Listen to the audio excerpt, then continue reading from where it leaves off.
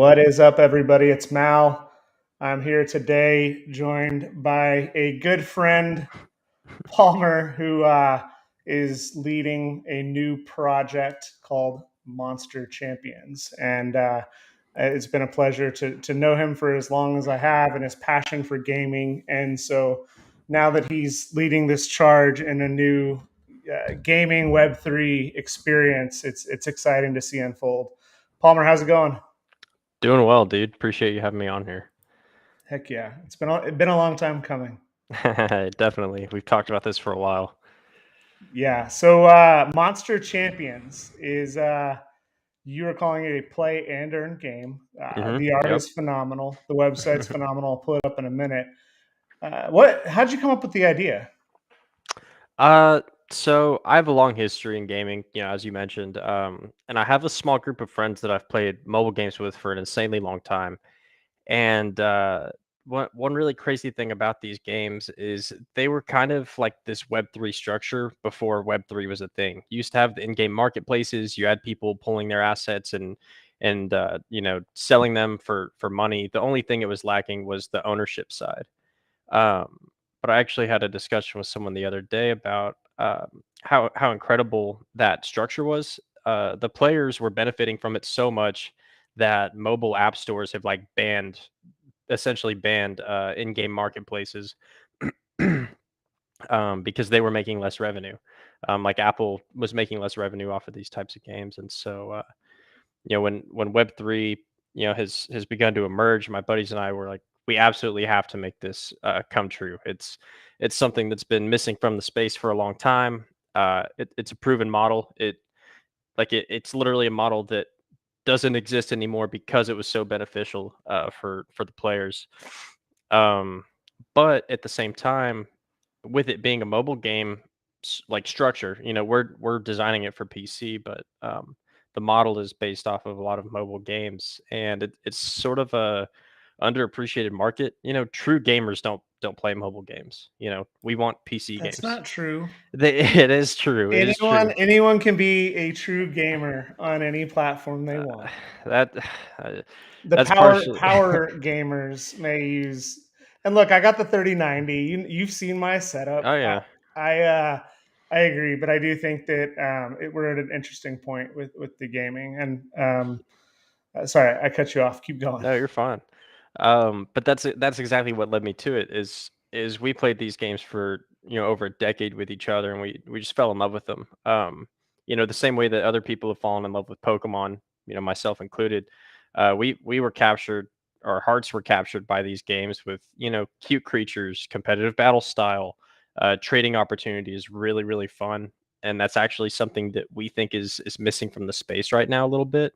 You have a lot of selling, a lot of buying and selling. You don't have as much trading, like I have this asset and I want your asset. um, and having kind of like this game structure built around an NFT allows for that subjective value. So something that's not valuable to me might be valuable to someone else, and vice versa. So in our game, we imagine some people trading maybe a water type for the fire type equivalent, because they're a fire type main, that sort of thing. So we're really excited about that, and we think that trading is something that's been kind of underappreciated in the space.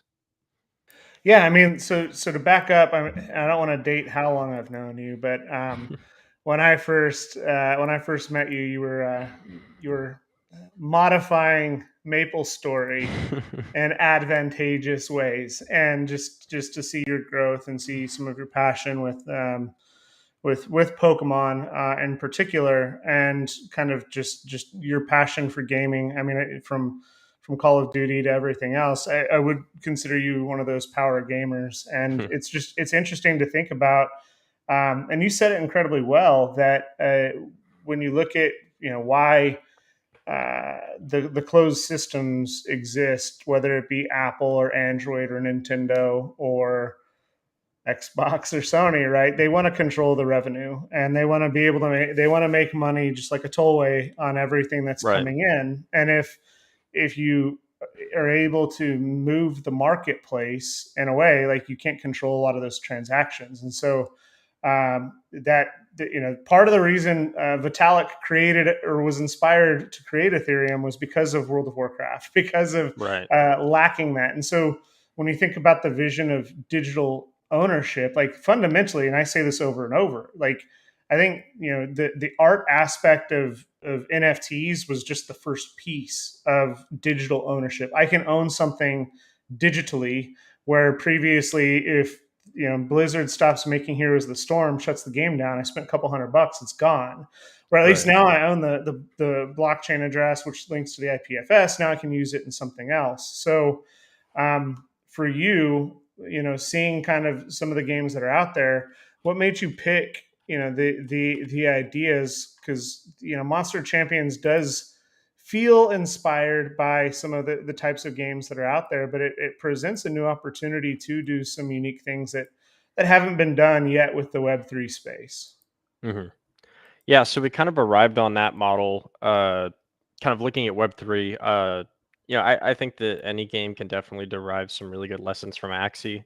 I think we're going to have some features that Axie did well, and I think that we'll avoid other features that we think maybe cause them to have a bit of a downfall at times. But one thing that we thought was really cool is kind of that model of convenience. You want to break down those barriers to access and let people get into the game. Axie solved that with recruiting, but Crypto Raiders is recruiting, another fantastic game. But Axie has their scholarship mechanic, and it's great, but it's not necessarily sustainable, and so that's why play and earn gaming we think is going to emerge as more of a sustainable model, because it puts the emphasis on the game itself. The other features are important, but if the entire Web3 side disappeared, you still have a game, and that's what's really important to us. And we think that's something that's been missing in the space a little bit. Um, and kind of to go hand in hand with that, we're planning to launch our game in a way that allows it to be played both on chain and off chain. So we're not necessarily firm believers in the fully on chain model. We're more leaning towards a game should only be on chain for the portions that require blockchain interaction.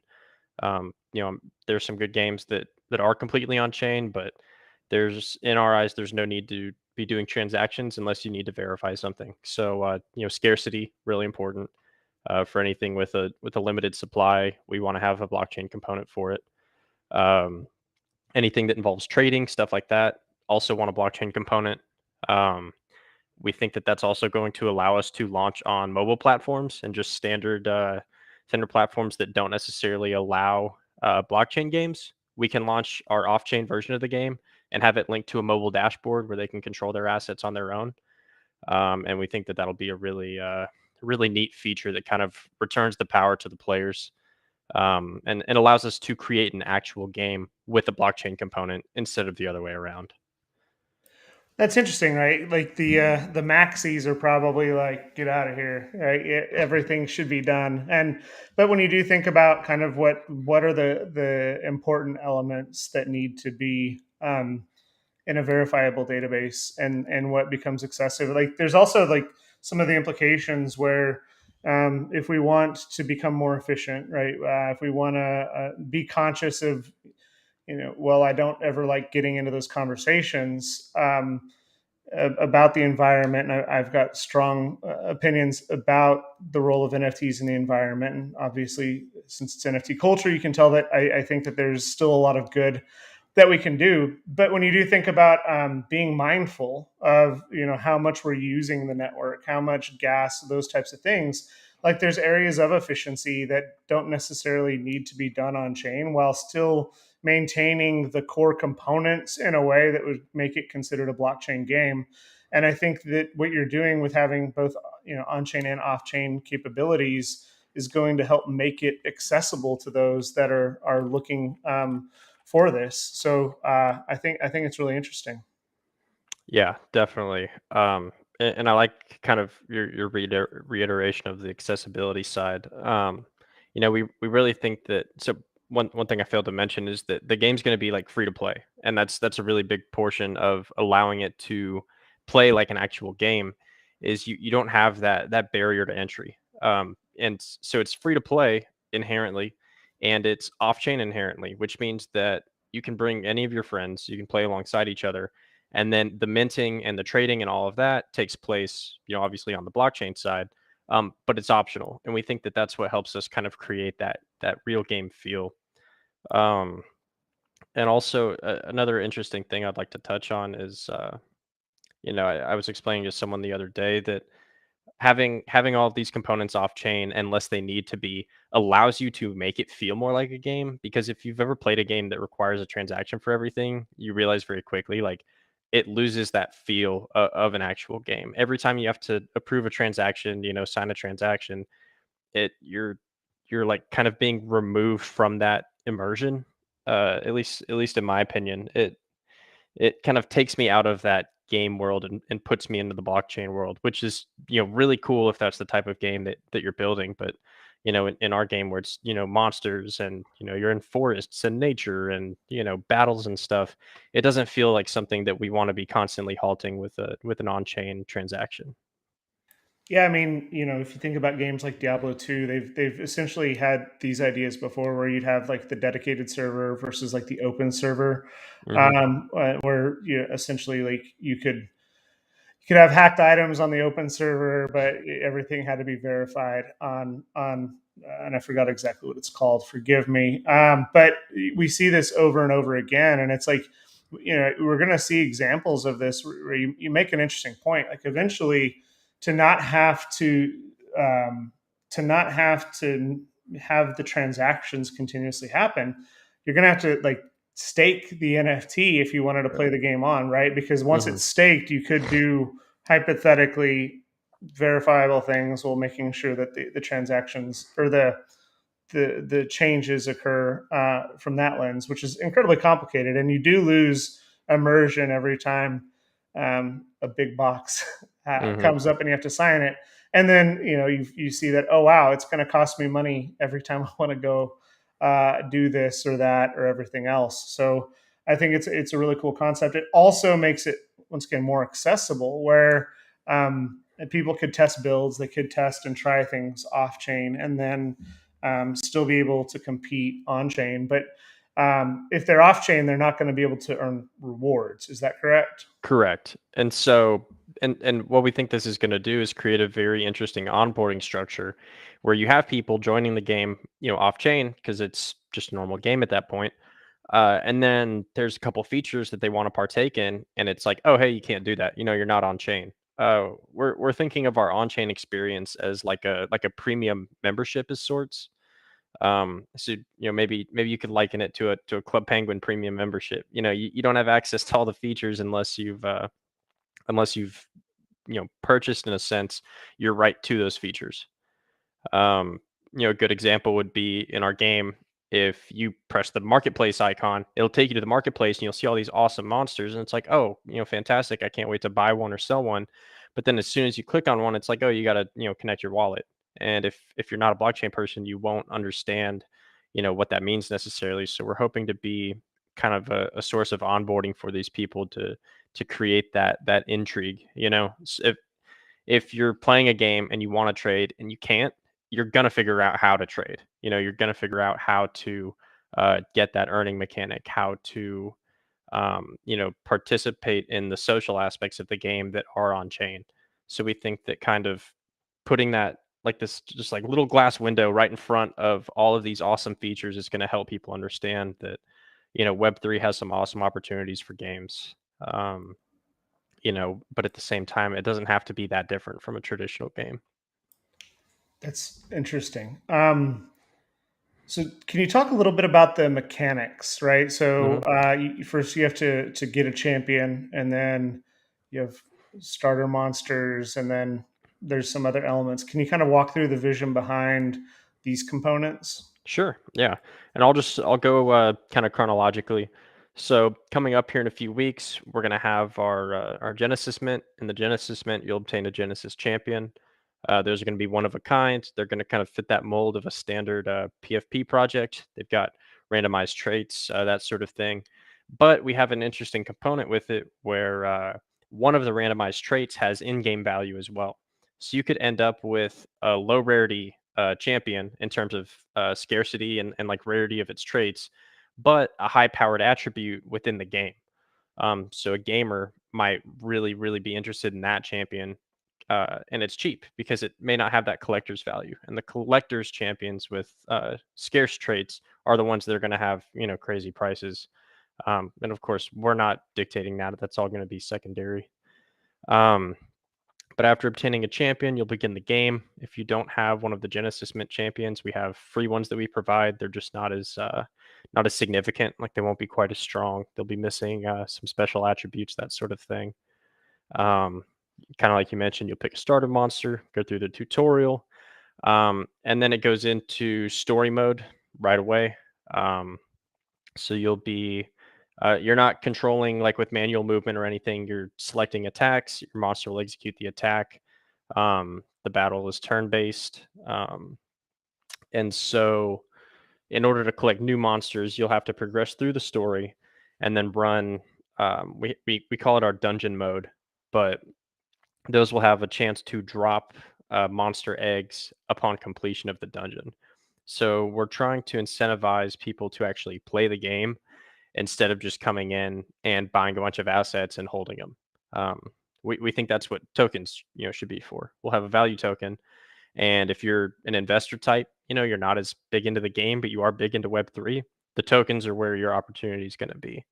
Um, but if you're a gamer, and this is something that we have determined after our experience in the space is we want to be able to buy an asset. It's cool if it can go up and down in price, but we really want to be able to use it more than anything. We crave that utility.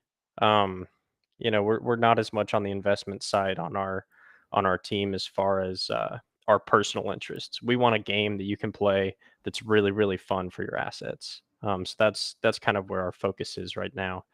Yeah, And that's I then mean that's really it's and you want to obviously it's delicate wording, right? It's like you want right, to make sure that that like these aren't securities, right? It's like if right. someone values the character and wants to play it, absolutely, and if they can earn in-game currency to buy, grow, level potions, whatever, like those are the interesting mechanics. And Hmm. what's really interesting about this is that a lot of the features that we're seeing in Web3 right now have been mastered with the non hardcore gamers, the mobile games, right? Hmm. Because if you play almost any mobile game, there's a time component that Yep. things. It takes a certain amount of time to do a task, and what they want to do is make you invest your real dollars to buy tokens to shorten those tasks. And then there's another token that's rewarded that gives you items and those types of things. And so we're seeing very, very similar things in the Web3 space where now if you stake, if you do this or that, you earn the rewards. And so there are a lot of very similar things, but you want to make sure those are the types of analogies where like if the token goes up in value, that's fine, but it's not the core goal of what you guys are setting out to do. You're setting out to build a game and an in-game economy that's fun to play in a Web3 environment.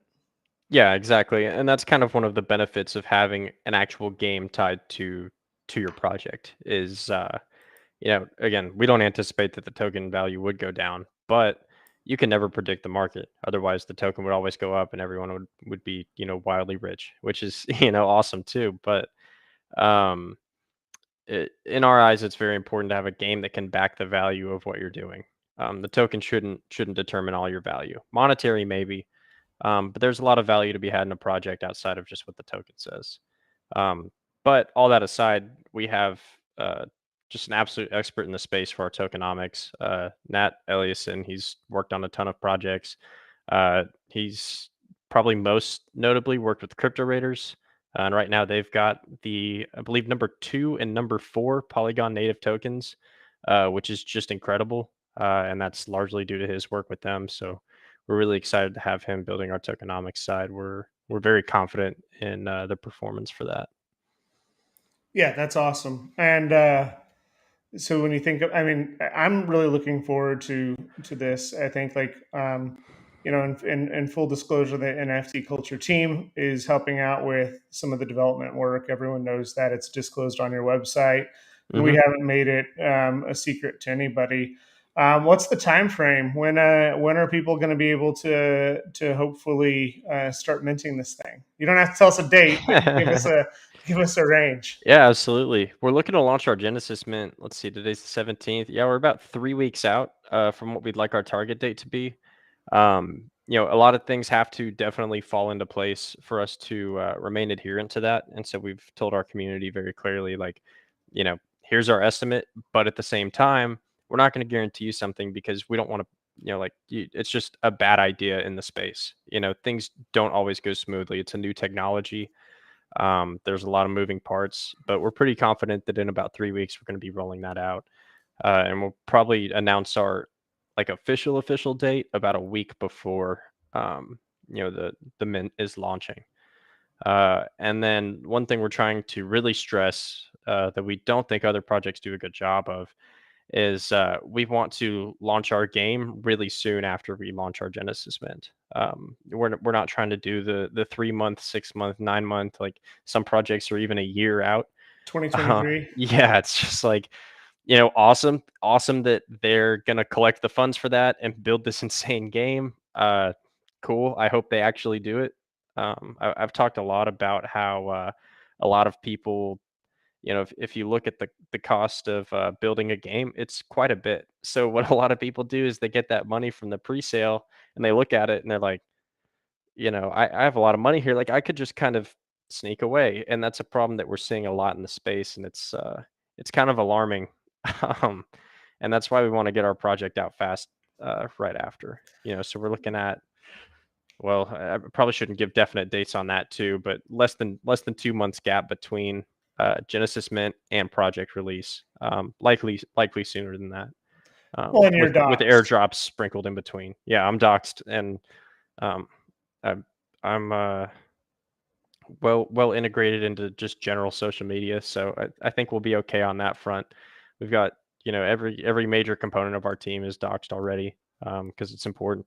Trust is just insanely important to us. It's something that you don't have enough of in the space, and frankly, it's not that hard to be doxed. Like it just isn't, in our opinion, unless you work with like a major company, which I understand people's reason for that too. Hell yeah. This is awesome. Where can so the two questions is how can people get on the whitelist, because this is still a sleeper, but I It see is. with the quality of this art, with the quality of the team behind it, with the tokenomics and the gameplay features, like this is in my opinion one of the reasons that Mike and I got excited to help out with the dev piece, is that like this is one of those games that can really be a testament, like crypto raiders before it, about like how the innovations, and Mike talks a lot about standing on the shoulders of giants, and when you think about kind of what Crypto Raiders has done, it's phenomenal. When you think about what Axie and Zedrun have done, it's also phenomenal. And so like this is the next phase. And so I think people are going to very quickly want to learn how to get on the whitelist. And so how do people get on the whitelist? When whitelist? What can people be Yeah. doing? So we've got daily giveaways in our Discord. I don't know if you have the link handy, but I can post it. Oh, it looks like it's in the chat. Yeah, I have it in the chat. Yeah, so daily giveaways on there. All you have to do is click an emoji. You just have to react to our giveaway post, and you're automatically entered. We've got a Twitter giveaway going on right now. I believe it's 50 spots. People to interact with the tweet. I believe we say like, retweet, comment. We'd love to have people do that. And that one reason we like that is it kind of benefits everyone. We've got a lot of people in the chat that are excited about the game. A lot of people in the Discord, and we want to make sure that we know we're going to deliver a good product to them, but at the same time, we want them to have that community. So growing the community is very important. But we're And going that, to I be mean, that's rolling part out a of, ton of whitelist spots these next few weeks and through that's one of the mostly through things. Twitter and Discord. Well, and that's what that's one of the things that a lot of projects they're great projects, but they launch a little bit too early, right? And Right. you stated yourself that your goal is not to have like a 6 second sellout, right? Because there's a lot of Right. flaws that um, happen when you race too quickly as well. So you're Mhm. looking to not only make sure you get the contract right, everything right, but you also want to make sure that there is a certain level of demand. And like there's a project that's I think is a brilliant example of this. It's called Cami Tribe, and just very briefly, I want to shout them out because like Cami Tribe is a project that we actually gave. They came to us early, and we interviewed them for the website, and they had like 500 followers on Twitter, and they're like, "Hey, we're ready to go. We're gonna go live." And I was like, "Guys, you can't do this. It's a great project. It's great art.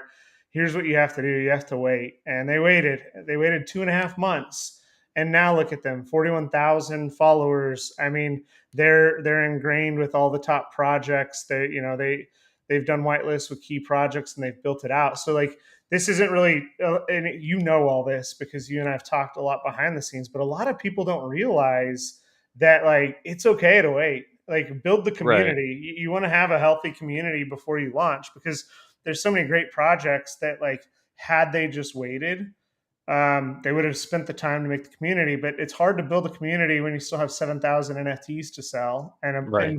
and 2,000 disgruntled people because they Yes, bought it too early. exactly. And so And I know you guys are worried. You're not worried, but you're making sure that you get everything right to make sure that you have a strong community. All my core components is the team doxed. Is it great art? Does it tell a story? And is there utility? Right? And yeah. that's I'm going to add a fifth now for the first time and say is there community? Yeah. And I think you got all five going for you. So I'm looking forward to it. Yeah, definitely. And one thing that we've really stressed on our team, it's in our white paper, it's in every meeting we've ever had with people. We've had investors come to us, had collaborators come to us, and one of their first questions is, what do you think makes you guys unique? And we're focused so much on longevity, and that's something that I don't think that we see enough in the space either. Is people want to flash up the numbers, they want to buy a bunch of followers. That way, someone looks at the project and they're like, "Oh my god, like I'm behind." They get the FOMO. They see that this project has 40,000 followers already, um, and that's awesome. But they find out very quickly that there aren't 40,000 people in there interacting with each other, creating that community, and that creates. I'm not going to say a pump and dump structure, but it creates this scenario where there isn't that longevity. People got in there because of FOMO. They didn't get in because they liked the project necessarily. And so we're Right. trying to do that the other way around. We're not doing whitelist grinding. We're not doing, invite as many people as you can to our Discord. We think it's a great structure if you want to grow your numbers, but we're not trying for numbers. We're trying for people. You don't build a community with numbers. You build it with people. Yeah. Yeah, I mean, like that. This is the thing people don't understand, and like the gaming component for me is really important. It's like it's human nature to like the people that are really involved in NFTs today.